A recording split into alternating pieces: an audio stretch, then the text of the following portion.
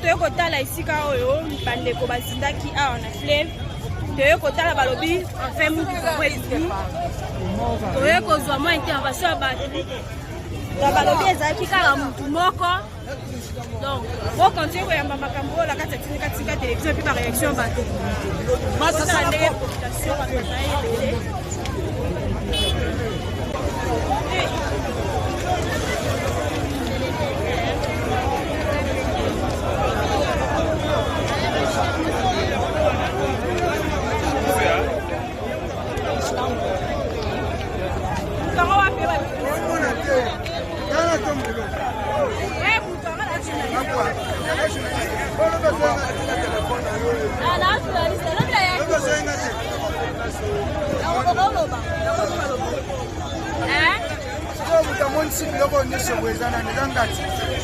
Liloba papa, moi liloba. Batenda sina no bailo bi kala ngai omona ngai asolo. Yo mona o place ngai ndem na. Como é caps? Só tava de uma dia.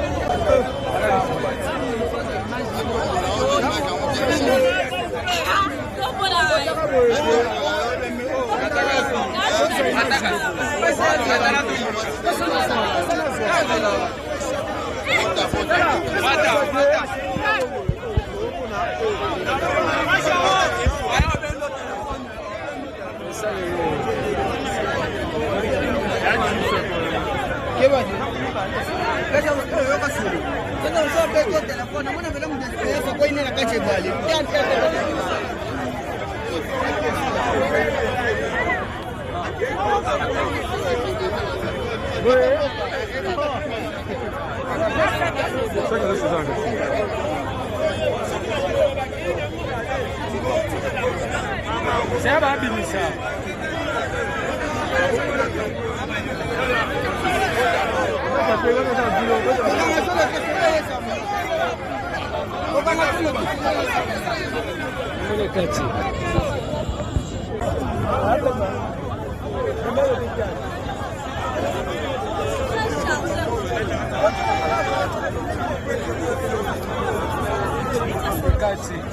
Keba sécurité za makasi. Isi alali na mai to alali wa. Alali na ndaku, alali na mai sera na laki. Est-ce que mona déjà consommé ton dépôt? C'est là. Nous qui nous n'avons pas vu que les tata li soko ba meleli na ni sekate.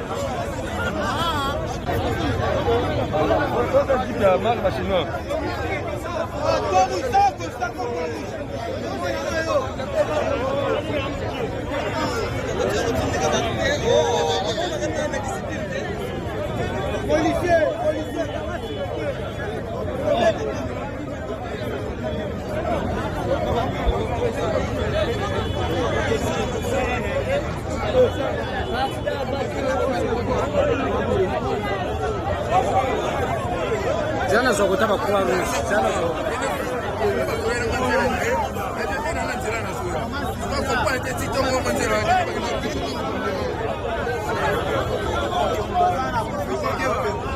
Mutia ayai.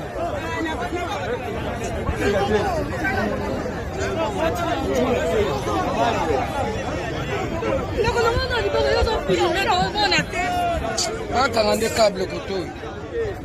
Atali panze tona. Zambe. Sala.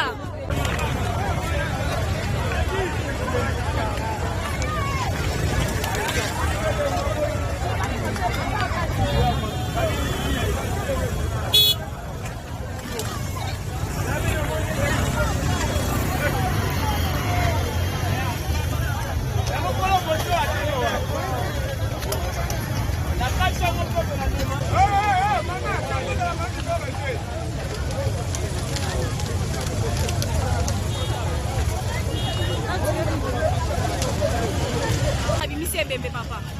mais babimisi ebembe bauti obimisi ebembe déjà bauti okota na kati ya saki ya Croix Rouge wana na bauti okoti déjà. Vous avez plus ou moins combien de personnes? Ezaka mutu moko mobali. Bazo bazali bato ebele. Bazali bato ebele mais namoni ke bapandi nini vitre bamisusu babimi mais etikala mutu moko. Osenga nini na gouvernement congolais? Bon, na gouvernement toyebi te gouvernement soki osenga nini. Soki yo peuple osenga nini. Bon, on a pas gouvernement.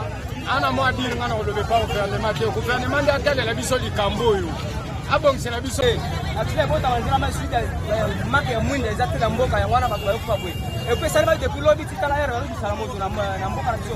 C'est que depuis jeudi. Ba donner biso la population, tant ndenge ba biso moto lelo. Ti ero yo. Depuis jeudi na 22h. Bon, wana mo na monika moto moko na kazi. Depuis jeudi na 22h. On doit continuer pour basango na kata télévision tozalaki a lobby le losutoye pour être toyoki ete babimisi ko donc bon continuer kozwa ba réaction bandeko esika tozali ala pede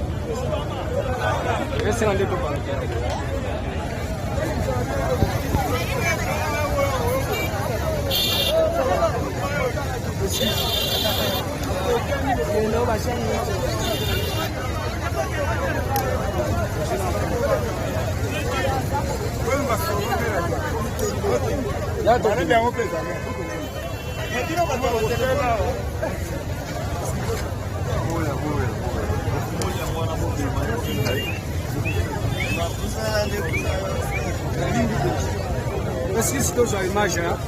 Est-ce que c'est une image? Et ça n'a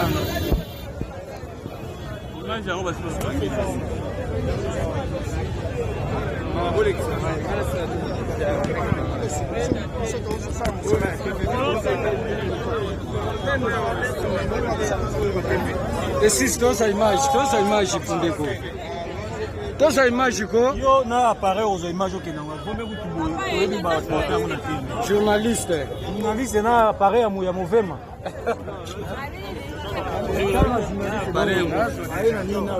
Mais image fongola nzela awa.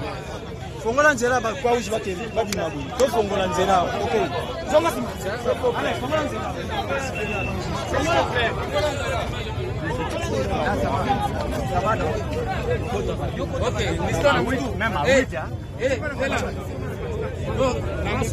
Yo zozwa image te mninga zozwa image mais ozokota leje loko monaki.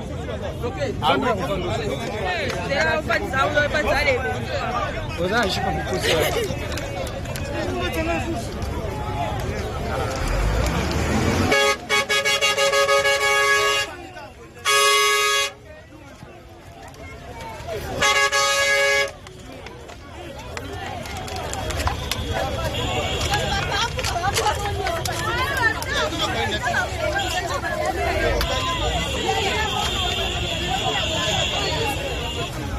Yamo sina toki mingi hata sivyo na baba.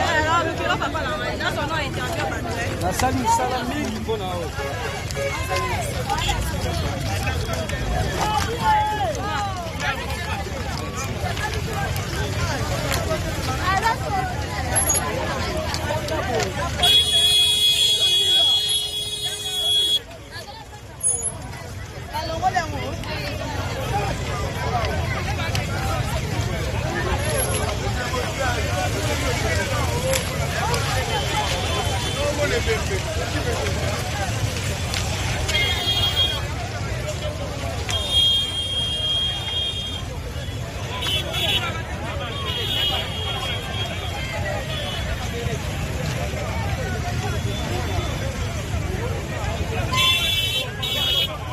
On a toujours une image dans la tête de la télévision.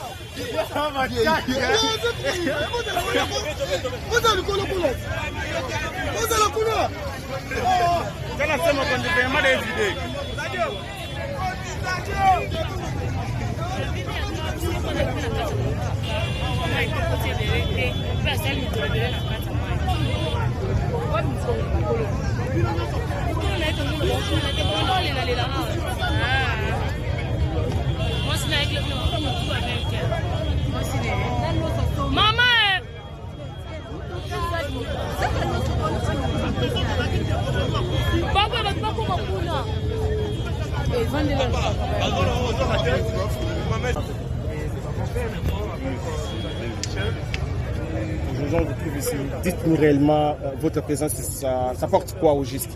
Oui, moi, en ma qualité de député provincial de Kinshasa et de Galema, je trouve que nous avons souffert l'événement de notre frère qui est décédé.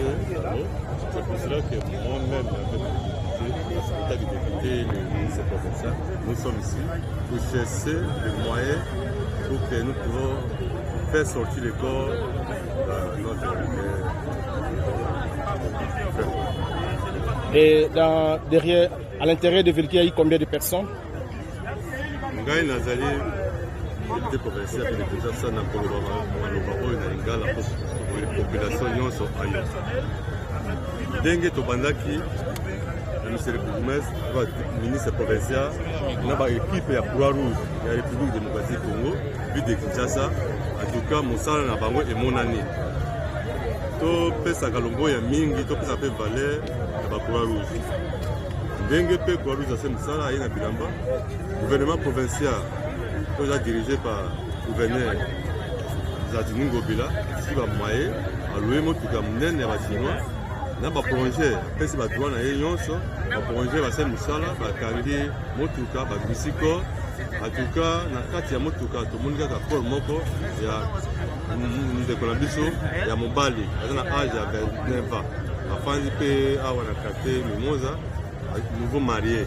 Alors epesi biso mawa mingi mpe mpasi mingi ya motema na yango wana etake élite ya commune ya Ngalema tolingaki kokanga motema te, ifo toya toasiste na bafamille totala ndenge nini motuka wana ekweyaki na mai, ndenge nini mpe ebimaki. Yango wana lokola chef de l'État aza koloba toujours le peuple d'abord, ye président de la République tozolanda idéologie na ye na gouverneur surtout ba Croix-Rouge baye basali mosala na bango. En tout cas même pas un cas ebimi na Croix-Rouge po tosomba savo tosomba baka bango moko baye na biloko na bango. En tout cas topesaka merci mingi na badeko na biso ya Croix-Rouge nde basalaka mosala na République démocratique Congo, surtout oyo baza na ville de Kinshasa. Merci. Merci beaucoup.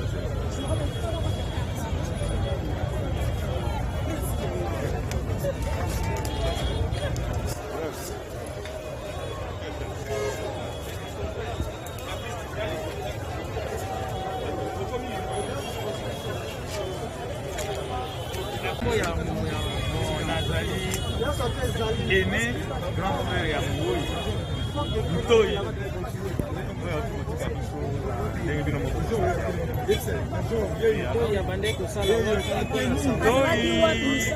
S'il vous plaît, Toyi, agent expert comptable. Abandé kosala na organisme international moko. Autaki musala, vers 22h, abengaki mwasi na ye, apomeli mwasi na WhatsApp et je suis en route. Moi, si à répondre na WhatsApp, ok. Mais vers 23h, moi, c'est à mon réponse apparemment mobile n'est attendu. Abandis ka kubenga ye, appareil ça ici à Polekate. Na tongo alerté biso famille, toke na musala, bande kwa musala bino, depuis tokona lobi ayete. De tokene na Pekin, tosali plainte na biso. Alors tant que Rimer et les kia ont yasi moko isinaki, moi-même en personne je me suis déplacé hier.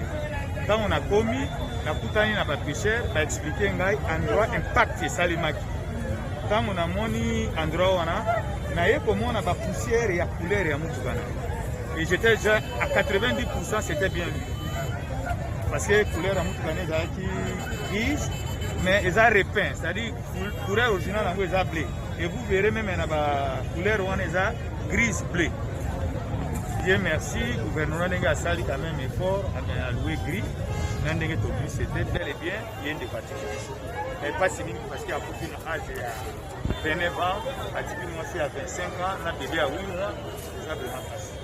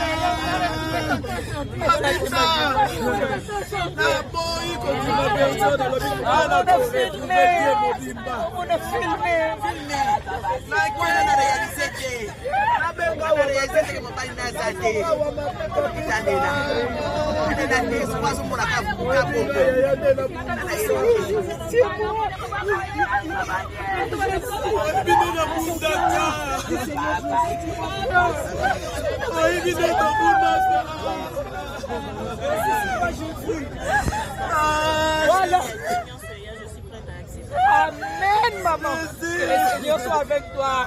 Magnifique-toi, Seigneur. Merci comme tu as la conviction. Merci.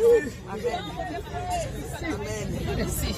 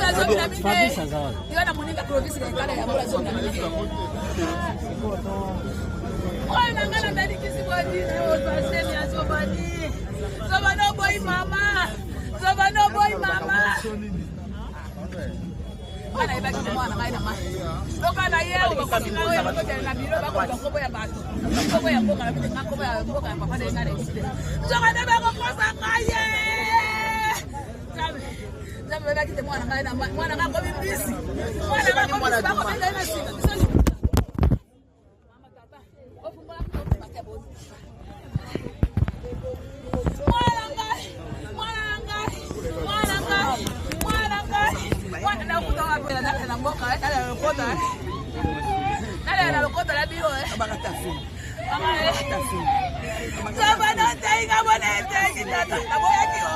On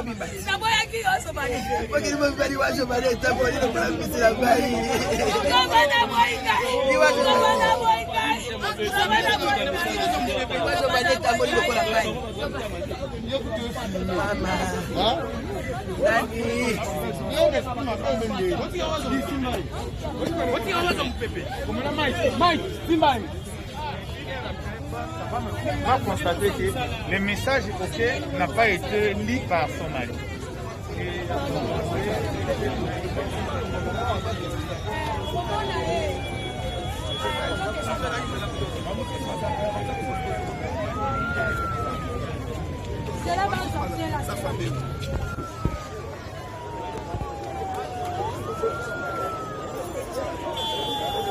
Fidèle internaute, nous allons constater, nous allons vraiment constater la passe, un jeune de 28 ans qui a laissé une dame de 25 ans. Vraiment, ça fait très mal de voir ça. Ça fait vraiment très mal. Parce que il y a des spéculations que voilà, avec il y a quelques jours, il y a ce projet et les lots par rapport il y a un dingue de famille d'effort, le gouvernement provincial ou le gouverneur de la ville, il y a un gouvernement excellent. Après ça, il va moyen tout le gris, na Croix Rouge, na ensemble ministre de la provincial. Nous étions déployés ici depuis le matin. On a tout ça les photos du support. Et lorsqu'on a ressorti le pont au niveau de la le véhicule plutôt, on a trouvé qu'il n'y a pas de véhicule, il n'y avait qu'une seule personne.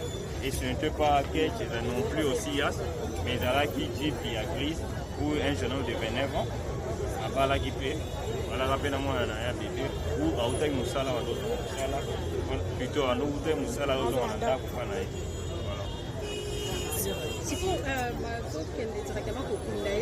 Non, on a d'abord dit que Azab m'a oublié battu, et puis on va faire un effort famille à Sengi, va me mailler dans la mort. C'est pour cela on attend jusque là l'ambulance qui arrive qui est en route. Vite il y a eu bouchon ici parce qu'il y a beaucoup de gens comme vous le voyez pour l'instant. Alors le véhicule est déjà presque à tout mon magasin. Dans 5 minutes le corps va être évacué pour aller au niveau de la mort. Donc l'autre on peut s'avancer dans l'habitat il y a côté notamment la municipalité Angalema où emprunteur Mimi là où va venir à venir tourisme. Je pense qu'il doit faire un effort. Il y a une route où ils ont bien été pendant la nuit surtout. Alors il est conseillé de rouler selon les normes requises il y a de là haut parce que c'est une route quand même qui est presque dans le littoral. Là ils ont emprunté surtout dans beaucoup évacué. Et dans des moments qui moins de préfets pour se retrouver dans la main. Donc, respectons les normes où on a parlé de signalisation, où on va tirer là, où on peut permettre de battre la bombe.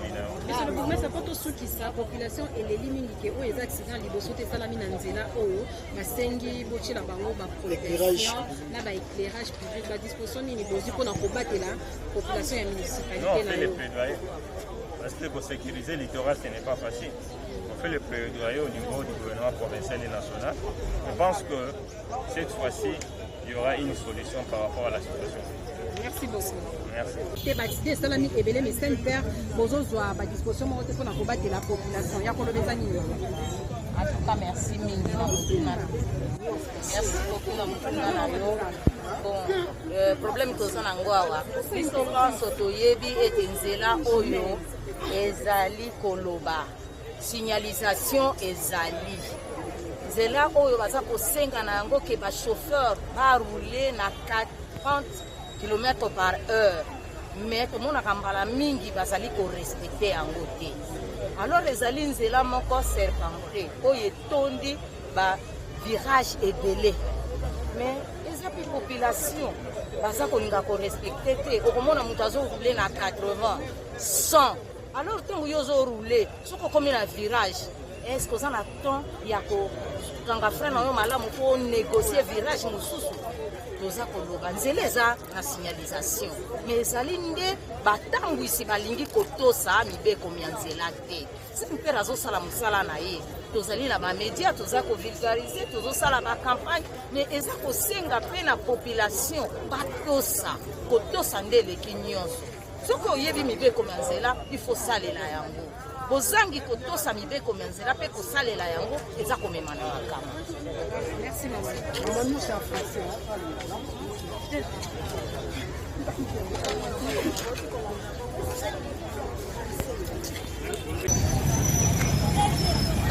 Bien internet tozomona kozotambola toujours mpona kolakisa bino baimage omoni mai yango mai ebale monene bokomona jeune garçon ya 29 ans oyo azalaki marie atiki mwasi na bana une jeune dame une belle dame na 25 ans. Donc ezali vraiment pasi komona makambo boye kosalama mutuka oyo yango oyo esika bato batelemi mutuka oyo esalaka accident bino moko bokontinue koyemba baimage oyo na kati ya tindika télévision. Donc oyo yango oyo esalaka accident oyo etindaki na kati ya mai. Donc eza vraiment pasi.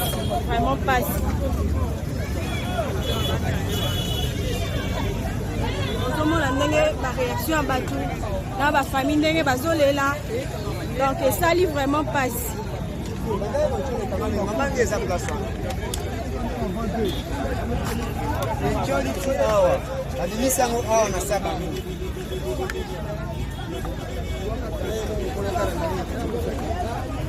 Nkolo kaka kuti ebembeza kuna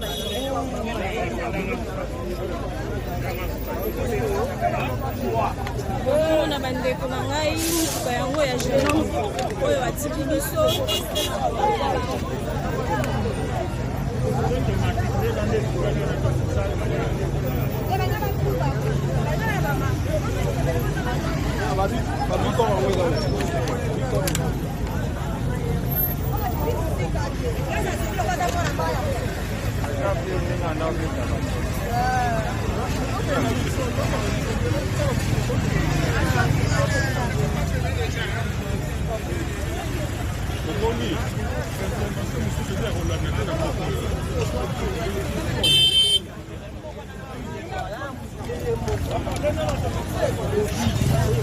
Papa moi liloba.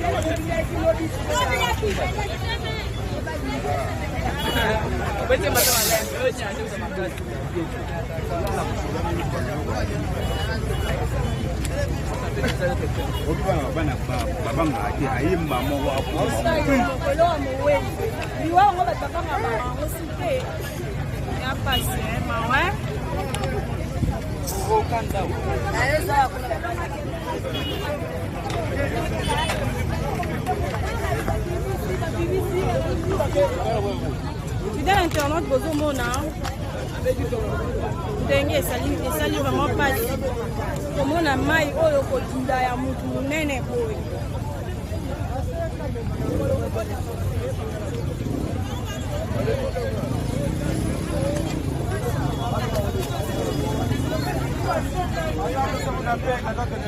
Sio mutu kwa ngai dindende awa babimisila ngawa Nzambe.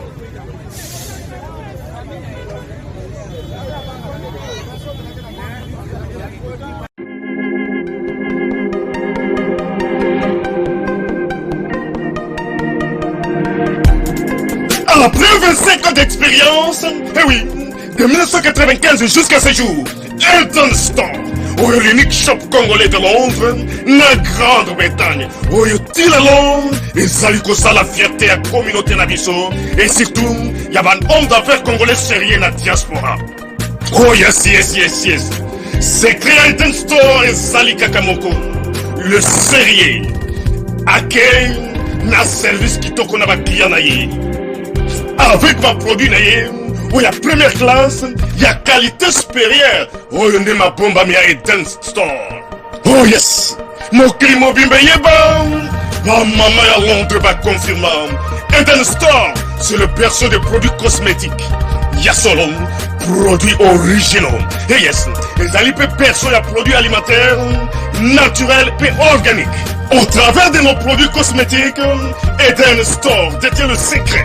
Secret ya solo oya poso ya mama mwasi kitoko poso ya mwasi penza bazali kolula poso ya mwasi mobala kotala ye alemba te poso soko tamboli masanga nsima oui yango nde baproduit ezotekama na kati ya Eden Store na baproduit alimentaire oya Eden Store yango nde secret ya cuisine ya mama congolaise oui nyonso kosepelisa mobali na yo ezali pondu matembele ngai ndole fumbwa ndunda bilembwe oyo nyonso penza oyo kobonga mpona cuisine na yo ezali oh yes olingi mobali na yo asepela na yo libela na libela olingi mobali na yo atalaka yo lokola mwasi azali kolula sika oh yes olingi mobali na asisa biloko nyonso otielaka ye na mesa sekre ezali kaka moko Eden Store.